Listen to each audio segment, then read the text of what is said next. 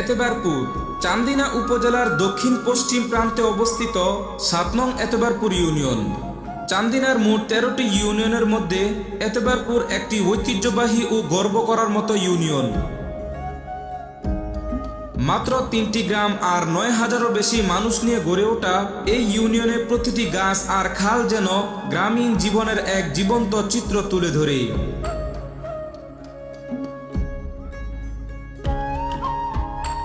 এখানে রয়েছে শিক্ষার আলো ছড়ানো প্রাথমিক বিদ্যালয় ও উচ্চ বিদ্যালয়, ধর্মীয় চেতনায় ভরপুর মসজিদ ও ঐতিহ্যবাহী রমজান আলী ফকিরের মাজার ও মসজিদ। আছে একমাত্র বাজার যেখানে জীবন ও গ্রামীণ হাটের কোলাহল একসাথে মিলে নতুন দিনের গল্প বলে, এবং প্রবাসীদের অবদানে দিন দিন এগিয়ে যাচ্ছে এই গ্রাম। এতবারপুর এই ইউনিয়নের একটি গুরুত্বপূর্ণ সড়ক শহীদ ইমাম হাসান তাইম এর নামে নামকরণ করা হয়েছে, যিনি ২০২৪ সালের আন্দোলনে শহীদ হয়েছেন। এতবারপুর শুধু একটি ইউনিয়ন নয়, এটি এক জীবন্ত ইতিহাস যেখানে শিক্ষা, ধর্ম, সাংস্কৃতিক, খেলাধুলা আর প্রাকৃতিক সৌন্দর্য মিলেমিশে মানুষকে এগিয়ে নিয়ে যায়। সকালটা শুরু হয় শ্রমিকদের ঘামে ভেজা হাতে, কোদাল আর খাড়ির সঙ্গে মাটি কাটার পরিশ্রমী।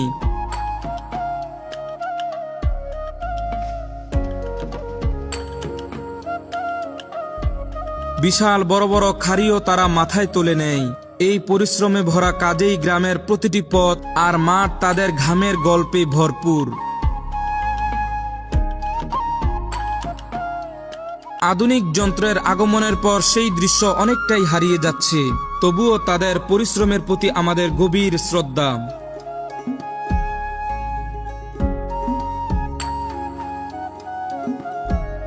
আমরা ধীরে ধীরে চলে যাই এতবারপুর সরকারি প্রাথমিক বিদ্যালয়ে। এখান থেকেই আমাদের শিক্ষা জীবন শুরু। ঢুকলেই চোখে পড়ে এক পরিপাটি ও সুন্দর স্কুল। স্যার বোর্ডে লিখছেন আর ছাত্রছাত্রীরা মনোযোগ দিয়ে তা দেখতেছে, লিখতেছে এবং নিজেদের ভবিষ্যৎ নিয়েও স্বপ্ন দেখছে। আর প্রতিটি দেওয়ালে তাদের স্বপ্নকে ফুটিয়ে তোলা ছবি ও স্মৃতি স্পষ্ট দেখা যায়। অফিস রুমে শিক্ষকরা বসে বসে ভাবছেন কিভাবে ছাত্ররা তাদের দেশের জন্য আরো ভালোভাবে প্রস্তুত করতে পারেন। এই এতবারপুর সরকারি প্রাথমিক বিদ্যালয় সত্যি এক প্রাণবন্ত শিক্ষাঙ্গন, যেখানে শিক্ষা, স্বপ্ন এবং ভবিষ্যতের আলো একসাথেই মিলেমিশে থাকে। এতবারপুরের আরো দুটি সরকারি প্রাথমিক বিদ্যালয় রয়েছে, বানিয়াচং সরকারি প্রাথমিক বিদ্যালয় এবং মধুসাইর সরকারি প্রাথমিক বিদ্যালয়। প্রতিটি স্কুলেই শিক্ষার আলো ছড়াচ্ছে। এই ৩ সরকারি প্রাথমিক বিদ্যালয় থেকেই আমাদের শৈশব শুরু। এরপর আমরা ধীরে ধীরে পা রাখি এতবারপুর আজম উচ্চ বিদ্যালয়ে, যেখানে শিক্ষার নতুন দিগন্ত উন্মুক্ত হয়, যেখান থেকে আমাদের স্বপ্নযাত্রা শুরু। ১৯৭১ সালে এটি মুক্তিযুদ্ধের চেতনায় প্রতিষ্ঠিত হয়, আর এটার প্রতিষ্ঠাতা আলহাজ আলী আজম। আজ সুন্দর পরিবেশ, বিশাল বড় ভবন এবং আধুনিক সুযোগ সুবিধার সঙ্গে শিক্ষার আলো ছড়াচ্ছে। বিশাল বড় ভবনটি মাত্র ১ বছরে ৪ কোটি টাকা ব্যয়ে নির্মাণ করা হয়েছে, যা এতবারপুর মানুষকে শিক্ষার প্রতি অঙ্গীকার দেখিয়ে দিয়েছে। শিক্ষকরা দিন রাত পরিশ্রম করে ছাত্রছাত্রীদের পথ দেখাচ্ছে। তাদের যত্ন ও ধৈর্য বিদ্যালয়কে জীবন্ত করে তুলেছে। এখানে কুমিল্লা শিক্ষা বোর্ডের অধীনে পিএসসি, জিএসসি ও এসএসসি পরীক্ষার কেন্দ্র রয়েছে।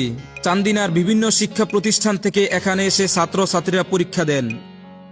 এখান থেকে হাজারো ছাত্রছাত্রী শিক্ষা লাভ করেছে, যারা আজ দেশের গৌরব অর্জন করেছে, কেউ দেশের বাহিরে, কেউ দেশে।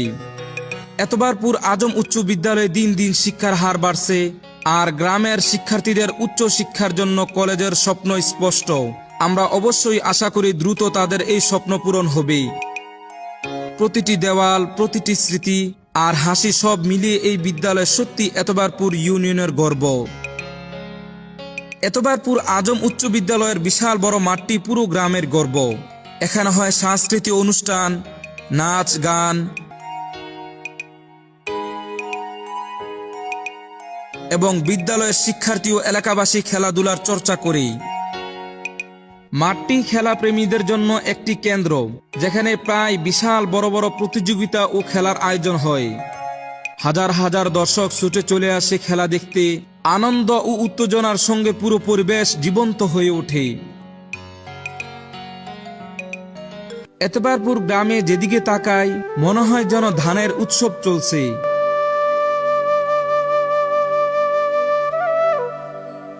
ধান কাটা আর ধান ঘরে তোলার উৎসব। উর্বর মাটির কারণে এখানকার মানুষ ধানের পাশাপাশি বিভিন্ন সবজিও চাষ করেন। কৃষকরা মনের আনন্দে ধান কাটেন, কেউ আবার নতুন মৌসুমে ধান রোপণ করেন। ধান শুধু ফসল নয়, বাংলার মানুষের এক অদৃশ্য সম্পৃক্ততা। তাই পরিবারের সবাই মিলে ধান কাটার এই সময়টা যেন হয়ে ওঠে আনন্দঘন উৎসব। সোনালী ধানের হাসি কৃষকের মুখে হাসি এনে দেয়, আর তাদের পরিশ্রমের মাঝে ভেসে ওঠে প্রকৃত বাংলার সৌন্দর্য। দিনভর ধানের পরিশ্রমের শেষে শ্রমিকরা রাস্তার মোড়ের টং দোকানে দাঁড়িয়ে এক কাপ গরম চা, ধোয়া ওঠা চায়ের গন্ধ আর স্বাদে মিলিয়ে যায় ক্লান্তি। আর এই ছোট্ট মুহূর্তটাই তাদের দিনের সেরা শান্তি। আবার কেউ কেউ চলে যান এতবারপুরের একমাত্র বাজারে। ঘামে ভেজা শরীরের ক্লান্তির ছাপ থাকলেও নাস্তার দোকানে পৌঁছাইলে সব দূর হয়ে যায়। চায়ের মধ্যে পুরি ভিজিয়ে খাওয়া স্বাদ যেন অন্যরকম আনন্দ দেয়। এই বাজারেই গ্রামের সবাই একসাথে আসে, নাস্তা ও বাজারের সামগ্রী কিনে গল্প করে। এটাই এতবারপুর গ্রামের প্রাণকেন্দ্র। এতবারপুর গ্রামের সবচেয়ে সুন্দর দৃশ্যের মধ্যে একটি হলো পুকুরে নেমে ডুব দিয়ে গোসল করা। এমন পরিষ্কার পরিবেশে গ্রামের বাচ্চারা জায়গায় নেমে গোসল করে, যেখানে শহরের বাচ্চারা পানি দেখলেই ভয়ে কাঁপে। এখানে তারা আনন্দে ভরে ওঠে, যেন স্বর্গের খেলা চলছে। শুধু বাচ্চারাই নয়, গ্রামের অনেক মানুষও এই পুকুরে নেমে গোসল করে। তাদের খুশি চোখ আর সুন্দর মুহূর্ত দেখলেই মনটা ছুঁয়ে যায়।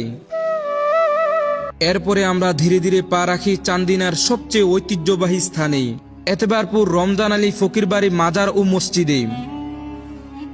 রমজান আলী ফকিরের মাজারটি 18 শতকের সময় নির্মিত হয়, যা মুঘল স্থাপত্য অনুযায়ী বানানো হয়েছে। সুফি সাধক রমজান আলী ফকির এই গ্রামের পশ্চিম পাড়ায় প্রথম একটি মক্তব স্থাপন করেন এবং সেখান থেকেই মানুষকে ইসলামের দাওয়াত দিতে থাকেন। সেই সময় এতবারপুর এবং আশেপাশের গ্রামগুলো মূলত হিন্দু।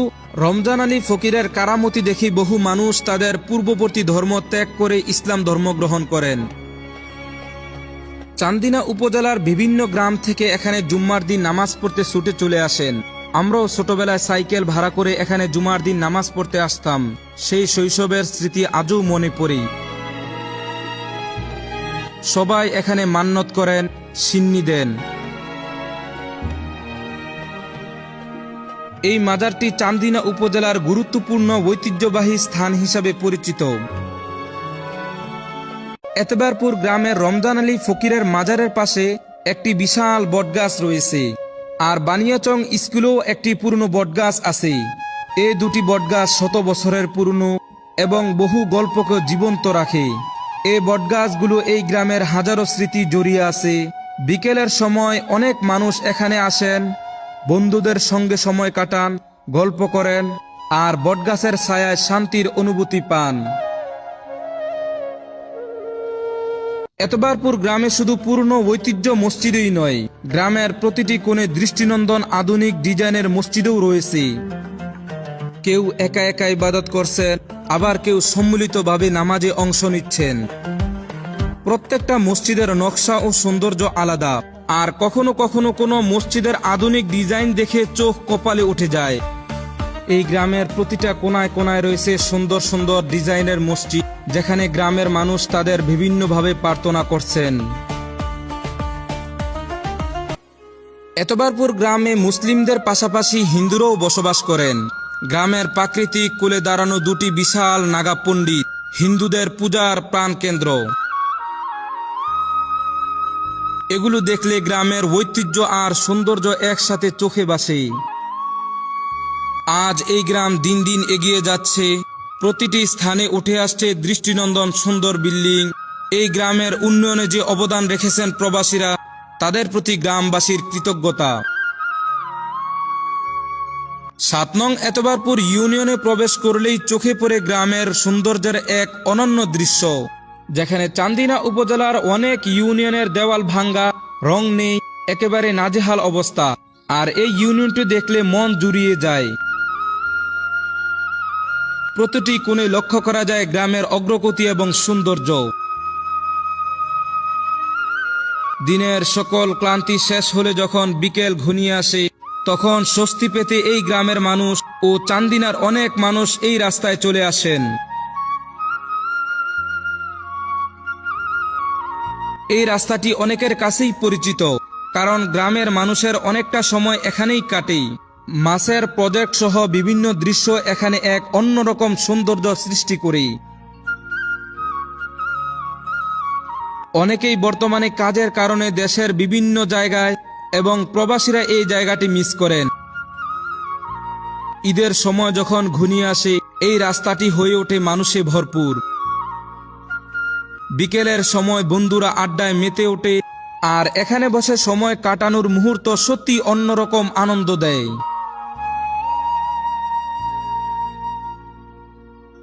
এই জায়গায় না আসলে এর সৌন্দর্য বোঝা সম্ভব নয়।